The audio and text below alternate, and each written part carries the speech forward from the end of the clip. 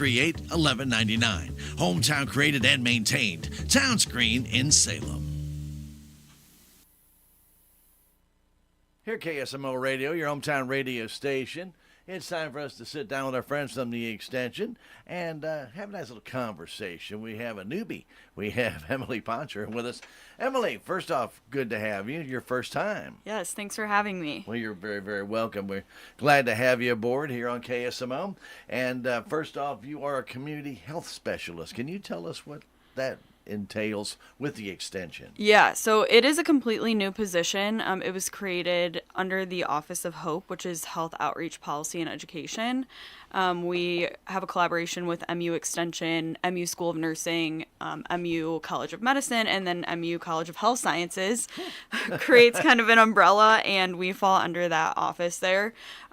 We wanted to take a community level approach to health. We have historical forward-facing teaching and extension with nutrition and health and human development and family sciences within the health realm. But again, we wanted to look at that community level and assess needs in communities and identify gaps where people are struggling health-wise. So you're bringing the whole system, University of Missouri Extension medical system, local. Yes. In a nutshell, that's kind of what you're doing. I mean, you got great people behind you, obviously, with the extension, but that's quite an endeavor. This is a new program, like you mentioned. Mm-hmm. How long has it been around? So it started around 2020. Dr. Kathleen Quinn collaborated with Chiquita Cheney, my educational director, and they slowly brought on a team of community health specialists. As of right now, there are 9 of us. I was kind of in the middle of that hiring process. I started back in July of 2023. And you have a region, correct? Yes. Okay. So we're different in the sense, typically extension specialists are not as far and wide as community health specialists are. They are anymore. They really are. Sometimes, there's usually a little more coverage than what we're covering right now. Mm-hmm. I am the only community health specialist in the East Central region, and I cover 7 counties in that region. So it's a lot of driving. Yeah, it is. It is a lot of driving. Now, you're originally from Indiana. Yes. So you went through the system, and you ended up in the East Central region. You're not living in Salem. Yeah. But you realize, I guess, Indiana has their own hills, and they have back roads like we have here. Yeah. People shouldn't get that wrong. Right. The northern part of Indiana pretty flat. Yeah. Okay? The southern part, you got some hills. Right. The northern part's pretty flat. It's similar to the kind of agricultural feel here, mm-hmm. but definitely a different feel as far as land. Very flat. I also went to school in Iowa, and I was used to that flat farmland there too. So it's definitely a change of scenery, but it reminds me of home a little bit. So when you get down toward Poplar Bluff, you like that flat, huh? Yeah, yeah. I haven't been out there yet, but I'll have to take a look. All right. Well, that's the cotton fields and everything down there, down in the Boot Hill area, and it's flat. It is absolutely flat. All right. So I mean, but you're comfortable with the rural setting. You're not coming from a city and then trying to do this. You can see that it would be very difficult because first off, everything is so spread out. Number one. Number two, you're constantly on the road. You spend a lot of hours on the road, mm-hmm. and probably very little time at the location you get to because it takes so long to get there. Yeah, that is true. I have a lot of ground to cover, especially in those rural areas mm-hmm. that I'm driving out to. But it's very unique in the sense that we do get to do outreach with those rural folks and identify populations that are a little more vulnerable and helping them reach their health needs. I am housed out in Franklin County at a family resource center, so I kind of get that experience there, but it is nice to be on the road and visit my more rural counties and do some outreach with folks out here. On the road is a lot. Yes, for sure. All right, so obviously being from a rural area, you're very comfortable with this situation, and that's great. But how does this new position of yours work with local communities like a Salem or an Eminence or Potosi to help their community? How does that work?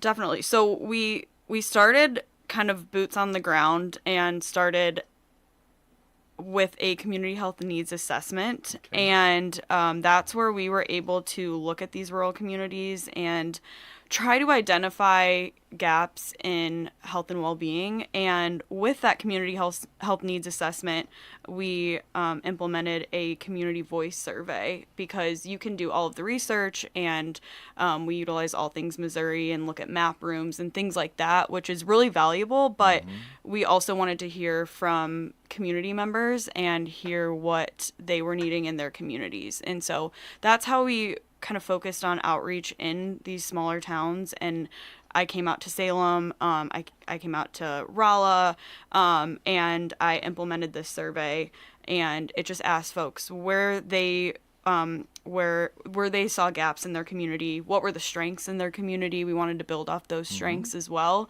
And so we kind of started there and utilized that to identify priority health areas, and that is kind of where we're forging our path as community health specialists. Okay, but you still have to rely on those local extensions to really help you through, because first off, they're going to be the ones that know the people, obviously, that you're going to have to deal with, but also to get you a little bit more comfortable. And you may see a health need as saying something isolated in the community, like a smoking problem. Well, maybe it's actually a tobacco problem, not just smoking. And tobacco could be chew, and it could be snuff, it could be smoking, could be pipes, could be cigars.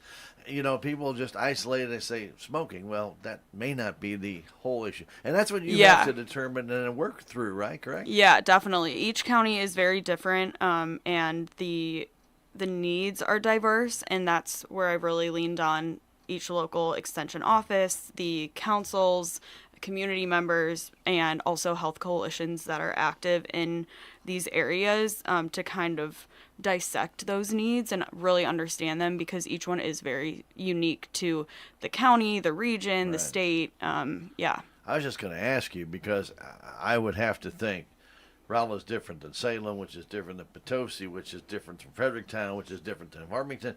That's quite a diverse collection of information and data you have to get, and then you have to keep it separate, because it doesn't really work for one community over another. Or I can say, well, I'll just use the Farmington model over in Salem. You really can't do that, can you? Right. So we do recognize how different each county is, and that's kind of where we had to decide. There are so many health problems that we could identify and look at in our work, but we do want to make our work meaningful. And so that's where we identified the three priority areas. We looked at an emerging disease, a chronic disease, and a cancer, because we could look at all the things, and it's easy to do that, but we really wanted to focus our work and try and gauge each community as best as we could to choose and utilize those priority areas. And community health specialist takes in a big gambit of areas, doesn't it? Yes. I mean, we have a prevention coalition of Dent County here. I'm sure you're going to be dealing with them. We also have different types of obviously clinics and things of that nature, and other types of groups that help with individual needs, smoking cessation, weight gain, things of that nature. Okay, so you have to end up really dealing with all those different types of coalitions or whatever it might be that are in each location, and what they have been doing. And you have to figure all this out, what they have been doing, and then maybe help them get on a track to something new. That, hey guys, we have discovered this. Let me help you, and then maybe we can expand what you already offer. Definitely. And we always say, as community health specialists, we're not experts, we're collaborators, and we do want to recognize the great work that's already happening in these communities, where we can collaborate with these coalitions like Healthy Dent County here in Salem, which is a great community health coalition. Where can we collaborate and identify these stakeholders and build off of the work that they're already doing, but also bring in those extension and university resources to strengthen any work that's already happening. And work hand in hand with them. You know, a lot of people, I think they always feel threatened when somebody new like yourself comes in and says, we're from the extension, we want to do everything for you, or we want to help you. Well, I don't think the problem of term of help in here is the thing that scares them. I think when they say we're from the extension and we're gonna do this, don't tell me what you're gonna do. It scares people, doesn't it? Yes, yeah, definitely. And I completely respect that. I think it's easy to sometimes have that assumption with a new role, a new individual. I've had a great response from the community, and I think just kind of going into the community, recognizing where they are, Sure. seeing what they're doing, and trying to build off of that work has really helped. I've made great partnerships, and I just kind of follow their lead and see where I can help them, as an individual or as a group with MU Extension. Since you're starting in this position, it's a fairly new position, so a lot of people, I'm sure, even who knew about the extension programs and everything that they've done, and a lot of people use our Dane County Extension, most of it agriculturally, but yes. in your case, you have to do a lot of listening right now. You have to really digest a lot of information before you can offer a lot of solutions, because like we just talked about, the number of different cities and the counties you have, it would be hard to try and streamline a program that would be just a generic program and say, right, well, we can make this work for you if we just tweak this, this, and this. You really have to design a program based upon each community, don't you? Definitely. And that's why we took the last year building this community health needs assessment, because we really wanted to get, identify barriers, understand each community, and kind of work to get that right, because it is such a special topic and area you really want to deliver for communities, Sure. especially small rural communities. So we did spend the last year working on this community health needs assessment with Dr. Julie Kapp. She was she is a public health professor over at MU, University of Missouri. And so we identified those needs, kind of came up with a game plan on how we would execute this. All right, so you came up with those needs. Is that needs Yes. for the South Central region? Is that needs maybe for Salem and maybe some other communities that you're dealing with? Or is it that you have needs that you have identified just for this area, that is what your focus is on right now? It'd be pretty hard. I mean, some of them probably do overlap. Yeah, and that is where for right now, we did decide to go for a regional need. Okay. There is a lot of overlap, but there is some of that niche need, and that's where we kind of had to identify where the biggest need was. And so the chronic disease was heart disease. That was kind of an easy one looking at the data, and actually all 9 community health specialists chose heart disease. So that is something where we look at, maybe we can identify a statewide initiative to address heart disease in Missouri. We chose an emerging disease, which I chose substance use disorder for the emerging disease, and then the cancer was lung cancer. So again, lung cancer is a pretty prominent issue in the East Central region, specifically the 7 counties that I cover. And so I was able to look at where the highest need was, although maybe from county to county, that may not be the most prominent. It was pretty prominent regionally, and so that's how I was able to settle on those priority areas. So when you're going through and collecting all this data, obviously you have to get familiar with what was going on in those 7 counties. I mean, smoking obviously in the rural area was a lot more accepted and stuff, but you also had a lot of lead workers. You had a lot of different things. You had minors, and you had different things where they could affect lung cancer. Right. You have an older population, which could affect the you look at your cardio. Many people, once they hit about 80, don't want to do cardio workouts anymore, But obviously, the heart disease is still very prevalent. Yeah, definitely. And heart disease and lung disease, and even lung cancer and things of that nature, all kind of work hand in hand. Yeah. When your body starts to struggle, it puts pretty much a burden on your heart, doesn't it? Yeah, that's definitely true. A lot of health behaviors can overlap and create those health outcomes, whether it be heart disease or lung cancer. And I think there is a misconception that you have to look one way or do one thing to get lung cancer or get heart disease, but like you're saying, it's not. Yes. And so we want to raise awareness on things like radon exposure. How can we raise awareness on that and bring in radon test kits, for example, and help folks test their home and get screened for these early before it becomes an issue, see your provider regularly, things like that. Isn't radon test month January? It is. And so I kind of remember that because everybody's kind of trapped inside with winter, and they say that is the best time if you're going to test. Yes, radon action Awareness Month is in January, and go. Missouri well, does put right on. into that Yeah, one, girl. Yeah, yes. You even knew it.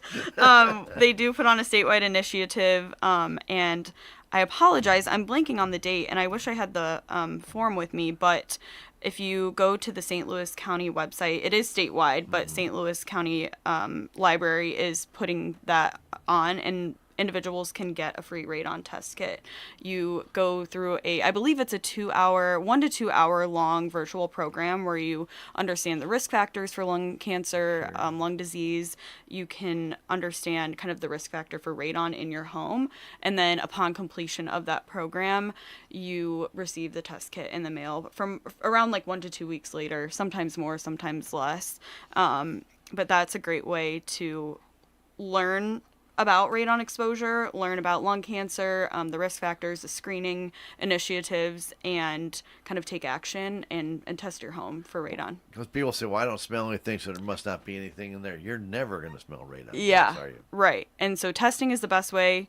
And so it is a great resource to have those test kits available. That is not a thing widely available across the United States. Right. And so to have Missouri utilize these resources and bring radon test kits to the state is a great way to address this. And so, and we'll, as long as we got some information from you, we can actually put that out in a news release as January gets here. Yeah. Because I think it's very important people do understand, radon gas is real. Yes. I know a lot of people said, well, it's just one of those things they made up. Not if you see the people who were affected by it, it's not made up. And, it can be very deadly. Mm-hmm. And we always talk about high blood pressure being a silent killer. Radon gas is another silent killer because they can really, really do some damage to your body. Most definitely. And like you're saying, it is very real. It is happening, especially in this region of the state. And so it is important to kind of raise awareness and understand that these things are happening. And all it takes is an easy test kit, and you mail it in and you get the results, and then you can take action from there. There are ways to remove radon from your home. We're going to rely on you to get us. Yes, I will. I'm glad that you brought that up because. Yeah, very good. Now, another thing that's very big in our area, and I'm sure you've come across this, is lead poisoning. We have, obviously, and right now the city's actually undergoing a test right now to check all the water pipes to see, because a lot of those were lead pipes.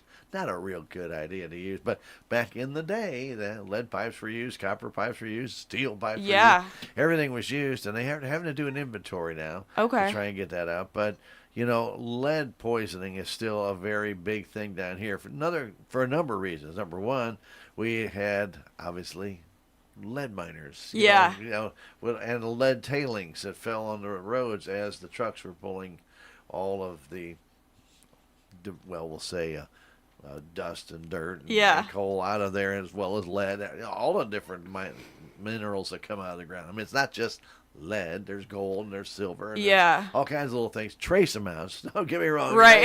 Don't go down to my berm and start digging for gold. You might find lead. But lead tailings, I know we had an issue with that, where they had to go and they had to scrape the sides of Highway 3272, burn that actually, and then put down different types of ground cover. I'm not quite sure if it was clay or if it was topsoil. I'm not really sure what they put down, but they had to go scrape it. Interesting. And to get the lead tailings out of the area, because obviously that goes in your drinking water. And then eventually it works into your system. So, so lead poisoning is another one of those silent killers. Right. You can't see it. You can't taste it. You don't know it's there, but it can be a very big part if you have lead paint and kids eat it. That's always been kind of the big one I remember as a kid, especially in the bigger cities when you had everything was painted with lead paint. Yeah. We also had lead in our gasoline. People forget that. Yeah. And that got burned up in the air and that all fell. So, we got rid of that. So, I mean, a lot of different things have changed over the years to address this. But it's still real. And it can have an impact on our communities for sure. I have not specifically looked into lead poisoning, but it's something to keep on the radar. We're always looking. Yes, we're always looking at issues that are impacting you're health. Still new to this and finding all this information out. But to know that happened here, now you can go and get all the data and research from what happened before. Definitely. And it's things like that we wouldn't be able to grasp or understand if we weren't in our communities and really talking to folks that have lived it and experienced it. Right. And so that's why we really want to keep that niche community feel, while also at the university level bringing those resources and doing that research, and how can we find a happy medium between the two. Because that will be a regional one, because it goes all the way to Herculaneum. Yeah. That's a whole lead belt right there. Good and to you know it's there. Yeah. You know, we're not hiding anything from anybody. That's where 90% of the world's lead comes from, right here. Wow. So it's a lot. Yeah, that's good. It's good to know things like this, for sure. So, you know, and that's what we're talking about. When Emily gets all this data and all this information, then you have to digest it. And I'm sure there's going to be things you're running across you're totally unaware of at this stage of your life. You didn't have that in Indiana. Mm-hmm. Obviously, right. You didn't have the lead tailings falling off the trucks going through. You know, that wasn't part of the deal. You have maybe other different things that affected your lifestyle in Indiana. Yeah. But as you grow up and you come across different areas of the world, you have different issues. Definitely. Different problems. And so you're not going to have that background in this. And so now you have to develop a background in this. And so there's a lot of more work than just going from town to town, getting data, and then just putting together a hypothesis based on that data. Yeah. You actually have to do a lot of research to get the background information to that data to figure out, okay, how can we address this issue, but how can we keep it where there's no more? Right. Yeah. We definitely want all of our work to be evidence-based and backed up. But again, we kind of have to take the lead and figure out what data we're looking at, utilize that research.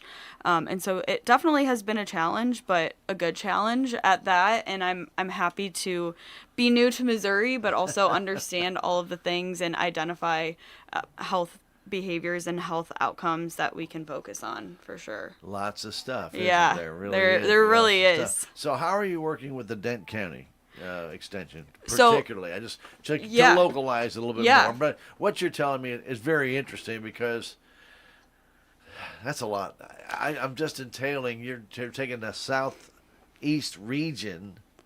And I know the southeast region, and gang, anybody who's out there knows, if you would take Highway 63, which is kind of your dividing line, I'm assuming, and go all the way down to West Plains, and then go out to 44, go all the way to St. Louis, and basically that's it. That whole corner, that's yours, right? Yeah. Actually, almost. Just about. I'm kind of in the northern portion of that region. We actually do have two specialists that are a little more south, that would be closer to the boot heel. Yeah. So we're able to kind of collaborate throughout that southeast corner a little bit. But Dent County kind of falls a little more southern. So you're south central. East Central, we call it. I know every region, every organization has a different border for their region, but I cover all the way up from Montgomery County down to Dent County and Crawford County. So you're in the middle. So it's kind of in between. I always tell people I'm in between Boone County, Columbia area, and St. Louis.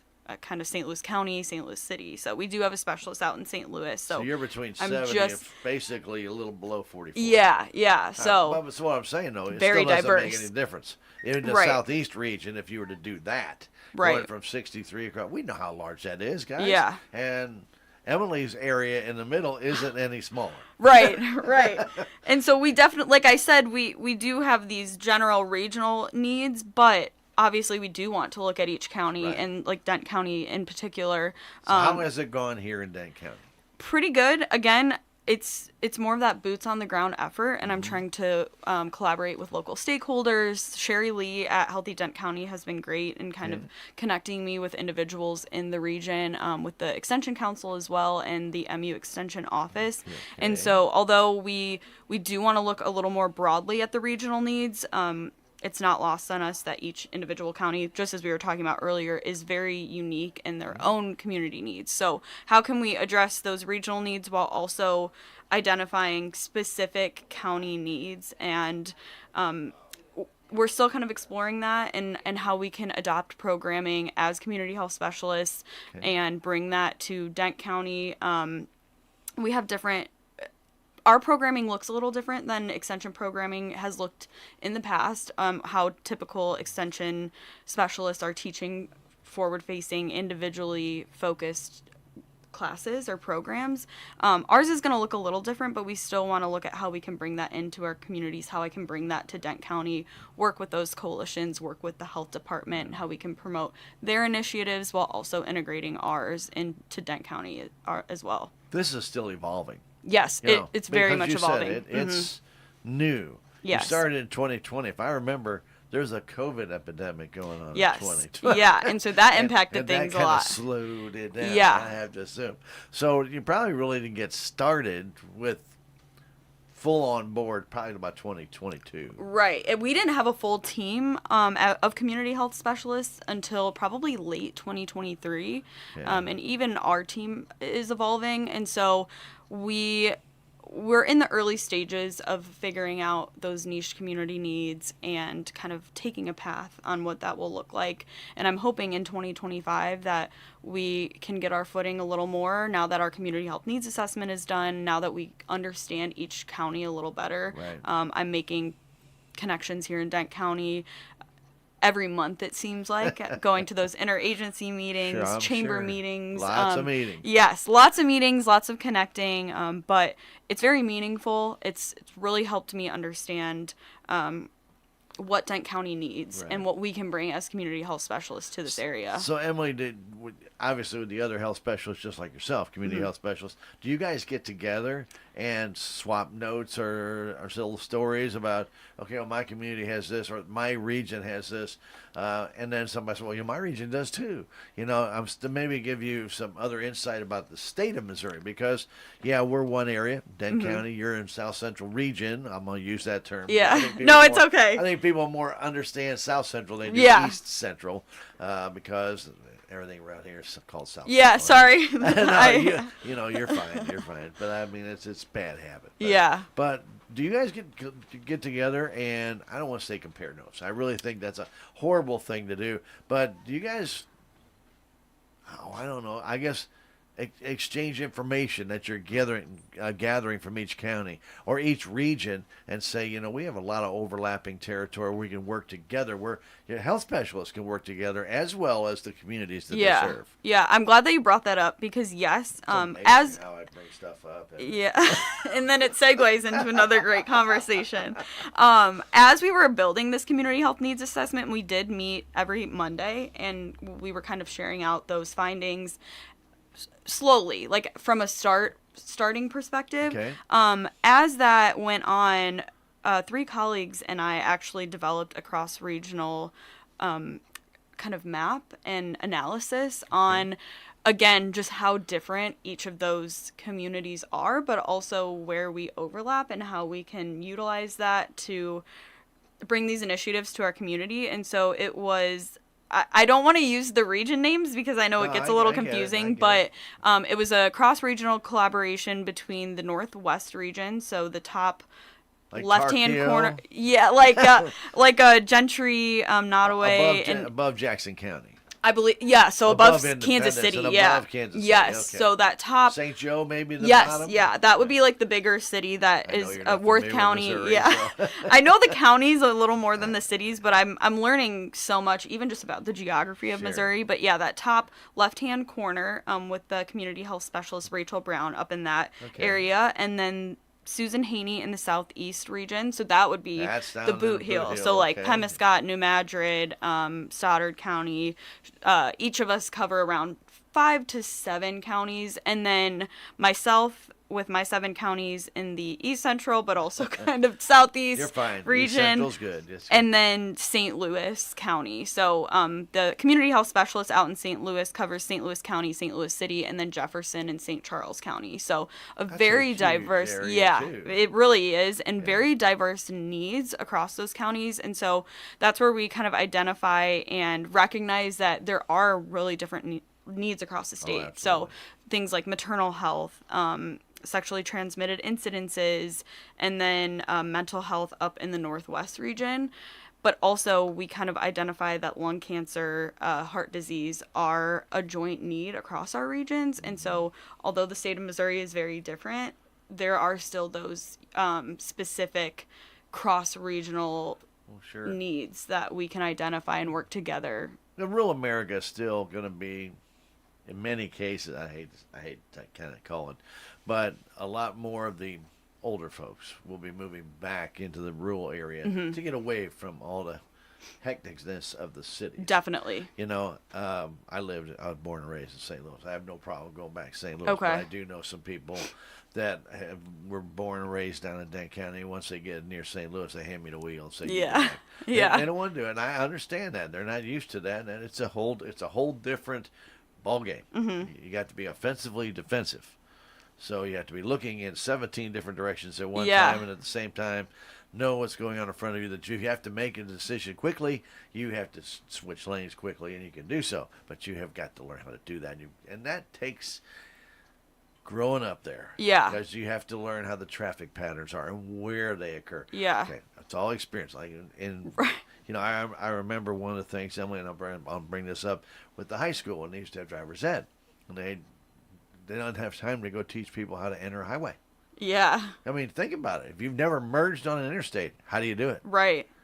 They've never had a chance to do that in driver's ed because they don't have an hour. So they Yeah. can't go to the interstate and come back and learn how to enter the highway.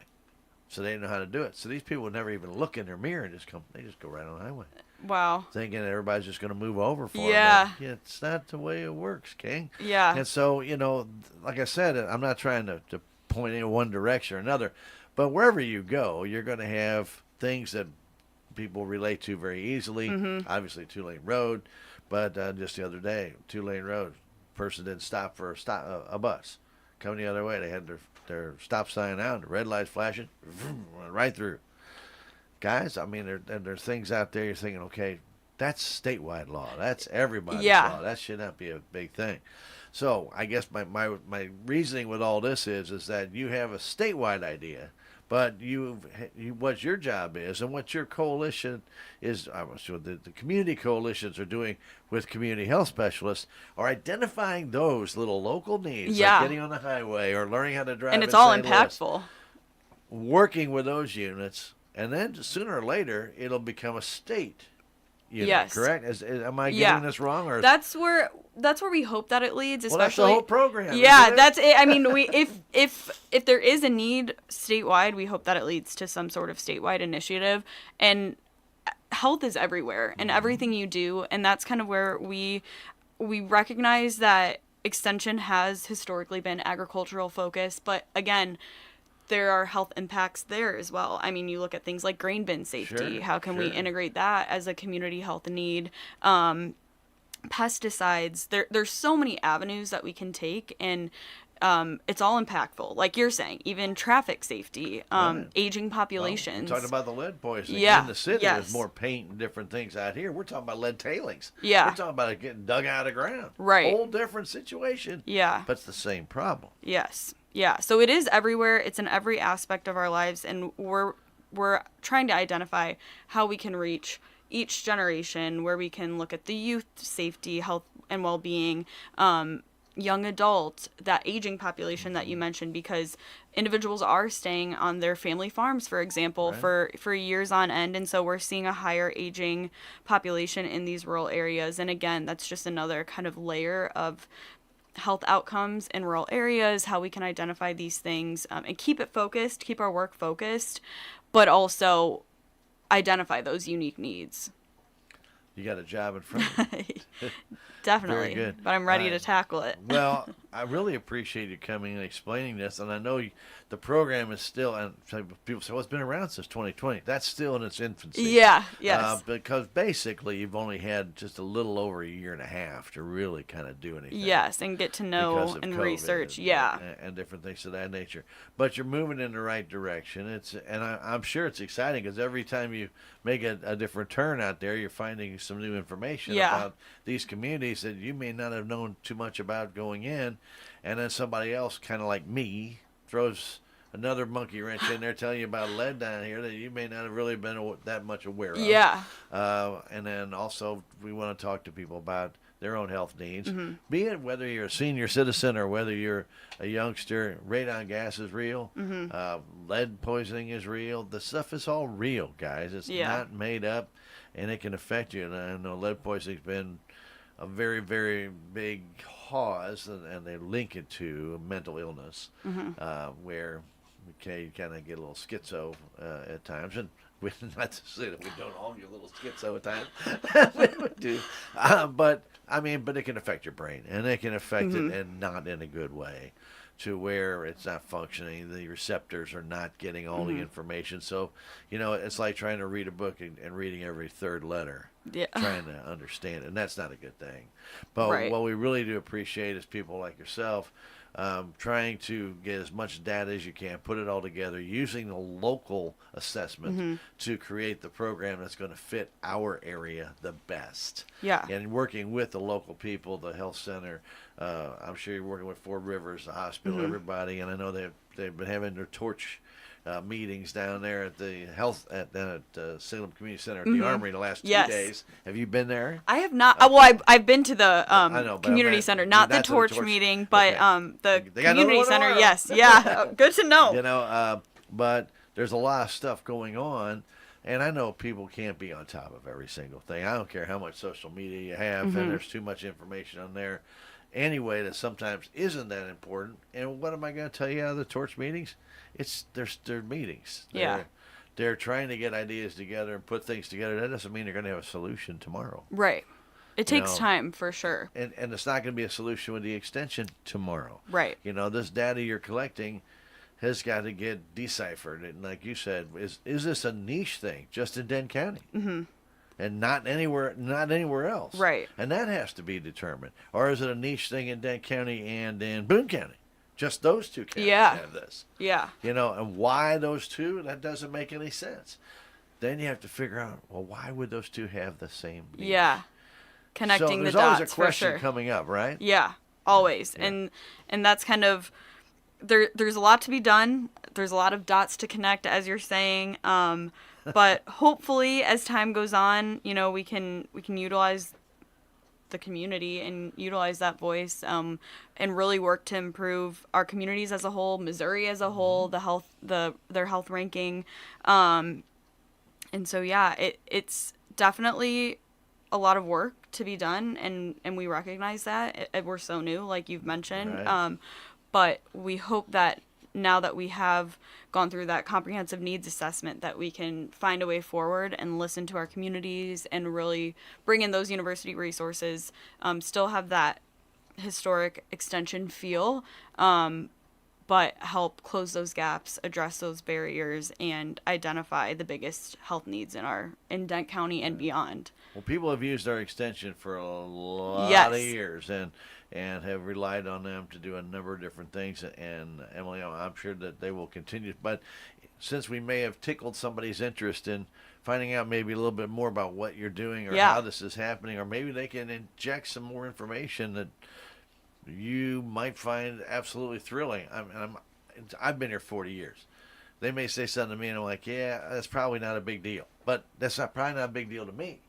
Maybe a big deal to you. Yeah. And the information that you're gathering, because maybe you've got other data that is being supported from another part of the county I'm totally unfamiliar with, that when you put it all together, that actually may be something that you guys need to look into. Yeah, and we love to hear from our community members. So if anyone does have a pressing concern or a pressing issue or something they would like to share with the community health specialist, whether it be me or if someone's listening that another community health specialist covers their area, maybe in Washington County or in the more southern part of the state, southeast part of the state, please reach out to us. We would love to connect with our community members and talk. Sure. They can email me, they can call their local extension office, they can visit the extension site.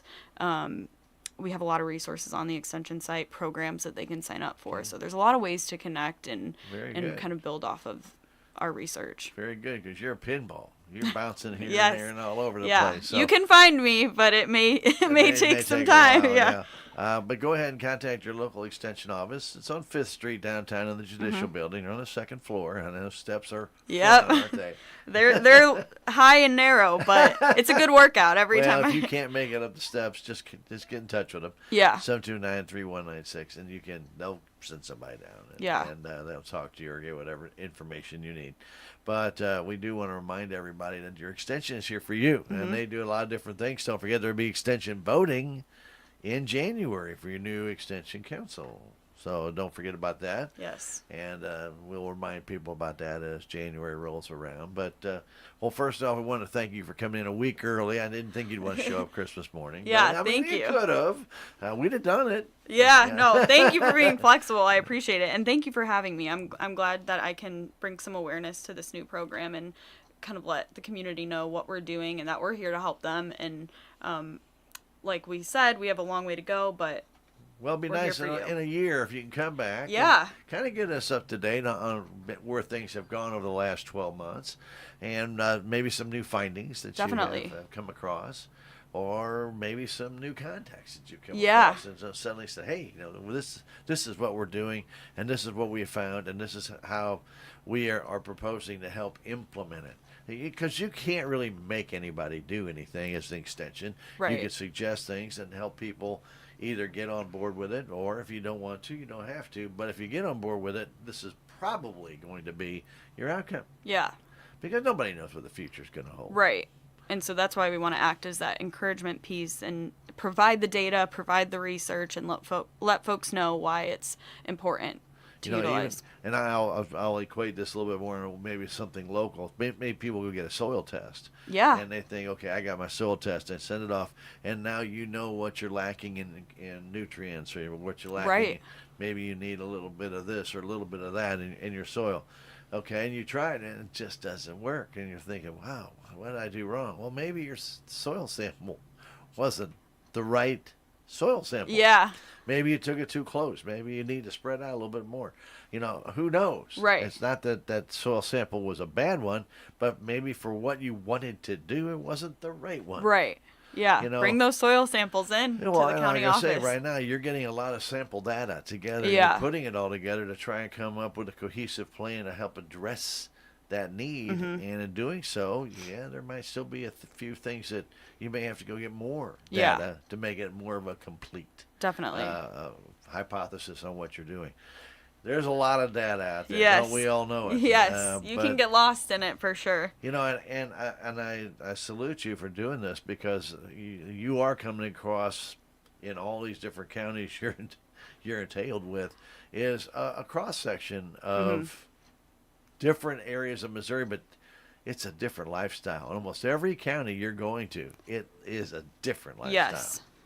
For sure. That's kind of crazy in one state, isn't it? Yeah, it really is. Like, even just from, like I said, all the way up from Montgomery County down to Dent County, each county in between is very different and very unique. And again, that's why we want to cater to each county, cater to Dent County, cater to Crawford County, but also understanding the need for initiative, region and statewide. Sure. It has to grow into that. Right. Yeah. And the whole program sounds, first off, it sounds like your backing is great. So you've got a lot of support systems in place. Yeah. And the second part about it is I think the HOPE system can work because we hope, truly using the word in the way it's supposed to be. It's a great acronym. That this can all come to bear fruit to where it's going to make our communities healthier. May take a few years, but if it all comes around to where our kids grow up healthier, more nutrition is being implemented into their diets, better quality air, whatever it might be that we have to do. Hopefully, Emily, when we see our youngsters grow up and in our prime time people, I always call that the people between 20 and 40, and they're the prime age. Right. They're the working class. Right. And they need to stay healthy too, because if you have a working class that's ill all the time, they can't function. Right. Your economy will struggle. Everything will start to go upside down. There is a huge domino effect if you're not healthy. And I really look forward to about a year to see just what you have found, because obviously you're just scratching the surface now. Yes. You're going to have a lot more data by next year. So I would love it if you could be on the schedule next year in December, and then we'll Most just definitely. revisit and talk about it and say, okay, Emily, all right, we're still a month away from Radon Month. But, right.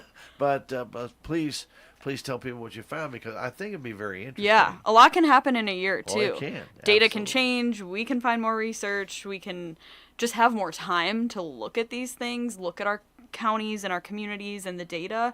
And so I'd be happy to come back in a year. I think it would be super meaningful. And you're scratching the surface with your contacts right now. You've only been doing this less than 2 years, really. Yeah.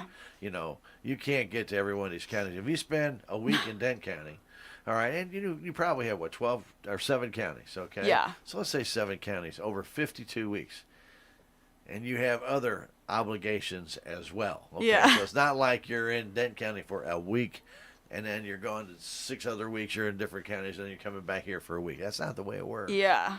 You know, there's a lot of things that the extension expects you to do. Mm-hmm. So you're on call for that. You've got meetings, like you were talking about, with your other community health specialists. Yeah. So you've got other obligations in there. It takes your time away. There's some holidays in there, like just Christmas, a couple. Yeah. Stuff like that. Yet you're not going to be working, obviously. Yeah. But, you know, when you think about it, your time in each of those individual counties is very limited. Yeah. And for you to get the information you are, then go back and have to decipher what you have found, it's kind of like an explorer. You're going in there and you're exploring these counties for the very first time. You're pulling a lot of data out. You're compiling it, and then you got to start to develop a hypothesis off that first one. That's not going to do you much good because you haven't met enough people. Yeah. You haven't talked to enough of the extension. Fellow extension people, mm-hmm. enough of the counties, enough of the areas. So as another year goes by and you get more and more input, right, your hypotheses will change. Yeah. That's a great word, hypothesis. Yeah. It's like hippopotamuses. I know. You don't use that much. Yeah, no. But anyway, Emily, thank you for coming in, spending some time with us on KSMO. We really do appreciate all the work that our extension does. And again, our Dent County Extension in the Judicial Building on 5th Street downtown, 2nd floor, 729-3196. Get in touch with them if you got any questions. Let them know if you got some information you'd like to interject. Get it to them, and they'll get it to Emily. Yes. You know, I know we're close to Christmas time right now, and a lot of people, minds may not quite be on what you're talking about. However, we do want to let you know that Emily's going to get us more information about those radon tests and things. Sure. We will have that on KSMO and in our Your World Today. We'll make sure we get that out, that you people have that information at hand, so that you can find out more about that. Yes, it's completely free. I do know that much. Free is a good term. Yes. I like free. So I urge you to sign up. It's a great opportunity to kind of understand that for your home. Do a free radon gas test. Now, they do have some that I know you can get that probably are not accurate. They say, well, they might charge like $20. Yeah. You're not probably not going to get an accurate reading out of that. Get this one that's going to be produced by St. Louis County Health Department. I believe they produced this one, didn't they? I believe it's a state initiative, but the St. Louis County Library is the one hosting it. But I think the Health Department of St. Louis developed it, and I think they're distributing it through the library. Okay, that I don't know 100% on that, but I will get the information, and that will confirm. The American Lung Association is one that helps. I could be wrong on that, but I'm pretty sure they did do that. I just don't want to speak on it in case I am wrong. Sure. Yes. But we're not going to hold you to that. Yeah. No, we just want to make sure that people will have the opportunity to get that for test done and have good, accurate results. Yes. Doesn't do you any good to get a test done that says, hey, you're good, you've got a bad problem. Right. Or one that says you got a bad problem and there's nothing there. Yeah. I just don't want people to be scared off that it does say St. Louis County, because anyone in the state can sign up for this and access this resource. That's just the host of it, but it is statewide. So Dent County, Crawford County, Phelps County, no matter where you are in the state, you can sign up and attend this one-night event. Sure. Yeah. And it's free. Yes, free. Emphasis on free. Tests are free. I like free. So why not? Yeah. We all like it. Emily Boncher from the University of Missouri Extension, a community health specialist, a new position. Yes. Well, we do thank you for coming in, spending some time with us right here on KSMO. We really do thank you. And again, I look forward to seeing you again in about 12 months. Thank you. All right, keep it here, KSMO. We got some statewide news coming up.